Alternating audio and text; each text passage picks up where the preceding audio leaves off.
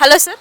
చెప్పండి మేడం. ఏపీలో next CM ఎవరు వస్తే బాగుంటుంది అనుకుంటున్నారు? జగన్ గారు వస్తే బాగుంటుంది అనుకుంటున్నాం. అవునా, ఎందుకని జగన్ గారు అనుకుంటున్నారు? ఆయనతో కరెక్ట్గా పరిపాలించగలడు. ఏ విధంగా డెవలప్మెంట్ చేయాలని ఆయనకే తెలుసు.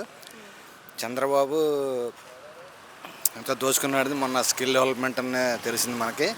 ఇంకా ఆయన చాలా దోచుకున్నారు, అది ఒకటే దొరికాడు. కానీ అటువంటి అవినీతి పరులు ఉండకూడదు. జగన్ గారు అయితేనే ఆంధ్రప్రదేశ్ అభివృద్ధి చెందుతుంది. అది సో ఈ 5 సంవత్సరాలు చూసిరు కదా జగన్ గారి పాలన, మీకు ఎలా అనిపించింది? చాలా బాగా ఉంది అనిపించింది. ఏం నచ్చింది బాగా?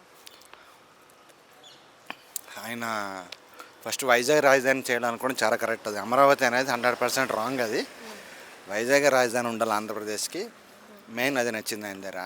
ఒక వైజాగ్ గానికి రాజధాని చేసి ఉంటే అభివృద్ధికి అవకాశం ఎక్కువ ఉంటుంది. ఓకే అండి. ఈ నవరత్నాలు ఎలా ఉన్నాయంటారు? నవరత్నాలు అన్నీ బాగానే ఉన్నాయి. అందరికీ వస్తున్నాయంటారా? అందరికీ వస్తాయి. గ్రామ సచివాలయం, వార్డు సచివాలయం పెట్టారు కదా, ఈ పథకాల కోసం ఆయన ప్రత్యేకించి పెట్టారు. ఏదైనా సమస్య ఉంటే ప్రజలు అక్కడికి వెళ్ళి వాళ్ళ ప్రాబ్లమ్ సాల్వ్ చేసుకోవచ్చు. ఇంకా అంత ఆ విధంగా మంచి ప్రాసెస్ ఉంది కదా. ఈ పథకాలలో బెస్ట్ పథకం అంటే మీరు ఏదంటారు? అసలు నాకంత దాని గురించి అంటే అమ్మఒడి ఉంది, విద్య దీవెన ఉంది, సో ఆటో వాళ్ళకి ఇస్తున్నారు, పెన్షన్ ఇస్తున్నారు 45 సంవత్సరాల వాళ్ళకి. అవన్నీ ఓకే. ఈ ఆటో వాళ్ళకి, తర్వాత ఈ బార్బర్ షాప్కి, దర్జీలకి, వాళ్ళకైతే ఏమన్నా అవసరం లేదు. ఈ 45 మిగతా అన్నీ ఎవరైనా పేదవాళ్ళకి 45 సంవత్సరాలు వాళ్ళకి ఇవ్వడం అనేది కరెక్టే.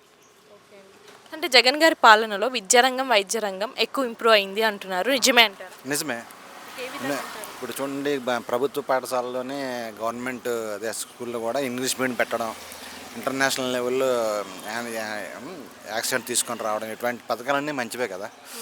అదే ఇంకా హాస్పిటల్స్ కూడా ఈ మధ్యన ఒక జిల్లాకు ఒక government hospital, government college, medical college మంచిది. దానంలో కూడా కిడ్నీస్ ఓపెన్ చేశారు కదా, కిడ్నీ హాస్పిటల్.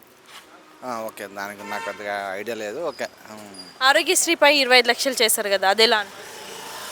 అంత అవసరం లేదు మేడం. అవన్నీ ప్రైవేట్ హాస్పిటల్కి పోతాయి. కానీ ఈ ఆరోగ్యశ్రీ అంటే పూర్తిగా గవర్నమెంట్ హాస్పిటల్ని డెవలప్మెంట్ చేయడమే కరెక్ట్. అన్ని ఫెసిలిటీస్ అందులో ఇంకా 4-5 ఇంకా ఎక్కువ గవర్నమెంట్ హాస్పిటల్స్, ప్రతి ఊళ్ళో గవర్నమెంట్ హాస్పిటల్ కట్టి అందరికీ గవర్నమెంట్ హాస్పిటల్ పంపించడమే బెస్ట్. ఈ ఆరోగ్యశ్రీ అనేది అంత కరెక్ట్ కాదు.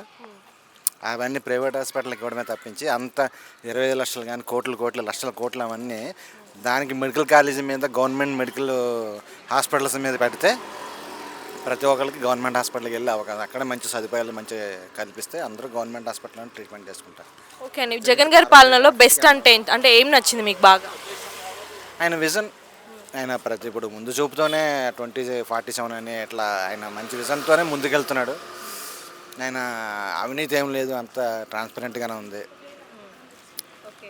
సచివాలయ వాలంటీర్ వ్యవస్థ ద్వారా జనాలకు యూస్ ఉందంటారా? మంచి యూజ్ఫుల్ ఉంది కదా, మంచి యూజ్ఫుల్ ఉంది. సింపుల్గా వెళ్ళి ఏదన్నా మనకి ఒక పెన్షన్ కావాలన్నా, ఏది కావాలన్నా మెయిన్ దానివల్ల ఈ వాలంటీర్లు బాగా 8 years అబౌవ్ ఉన్న వృద్ధులకి కూడా ఇంటికి తీసుకెళ్ళి పైసలు ఇవ్వడం అనేది కూడా చాలా మంచి పద్ధతి. అది ఓకే. మరి జగన్ గారు సింగిల్గా వస్తున్నారు, మిగతా పార్టీలు అన్నీ కలిసి వస్తున్నాయి, దీన్ని మీరు ఎలా భావిస్తున్నారు? అంటే ఆయన ఎదుర్కోలేక అందరూ కలిసికట్టుగా, ఆయన ఒంటరిగా పోటీ చేస్తే ఆయన్ని ఎదుర్కోలేమని వీళ్ళందరూ కలిసి పోటీ చేస్తున్నారు. కానీ ఆయన కూడా నెక్స్ట్ ఆయనే వస్తారు, ఆయన వస్తేనే మంచిది. జనాలు ఎవరిని నమ్ముతారు ముగ్గురిట్లో? జనాలు జగన్ గారిని నమ్ముతారు. ఓకే అండి. ఒక ముక్కలో జగన్ పాలన అంటే ఏమంటారు? జగన్ పాలన అంటే రాజశేఖర రెడ్డి గారి పాలన అంతే. ఒక ముక్కలో నెక్స్ట్ సీఎం జగన్ గారే.